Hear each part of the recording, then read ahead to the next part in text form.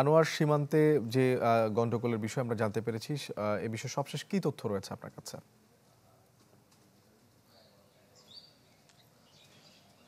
হ্যাঁ, শোভন, গতকাল চাঁপানবাবগঞ্জের কিরণগঞ্জ চোকা সীমান্তে ফসল এবং গাছ কাটাকে কেন্দ্র করে দুই দেশের নাগরিকদের মধ্যে চলা উত্তেজনাকর পরিস্থিতি এই মুহূর্তে আপাতত শান্ত রয়েছে এবং গতকাল সন্ধ্যার আগেই সিল্কোর সিল্ক অ্যান্ড শাইন, যাতে আছে আর্গান অয়েল ও ওট প্রোটিনের গুডনেস, যা আপনার চুলকে রাখে হেলদি অ্যান্ড শাইন। দুই দেশের নাগরিকরা ঘরে ফিরেছেন এবং চলমান উত্তেজনাকর পরিস্থিতির মধ্যেই বিকেল 4:15টার দিকে দুই দেশের সীমান্তরক্ষী বাহিনী বিজিবি এবং বিএসএফের মধ্যে পতাকা বৈঠক অনুষ্ঠিত হয় ব্যাটালিয়ন কমান্ডার পর্যায়ে।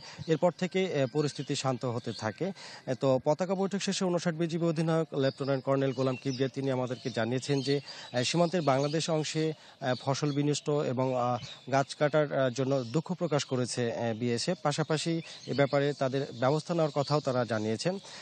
এছাড়া বিজিবি অধিনায়ক জানিয়েছেন যে সীমান্তে বারবার এ ধরনের উত্তেজনাকর পরিস্থিতি তৈরির জন্য এই ঘটনার বিচার না হওয়া পর্যন্ত তারা সীমান্তে সতর্ক অবস্থানে রয়েছেন এবং পাশাপাশি বিজিবি টহল এবং নজরদারিও বাড়ানো হয়েছে এবং সীমান্তে যে কোনো পরিস্থিতি মোকাবিলায় তারা প্রস্তুত রয়েছেন।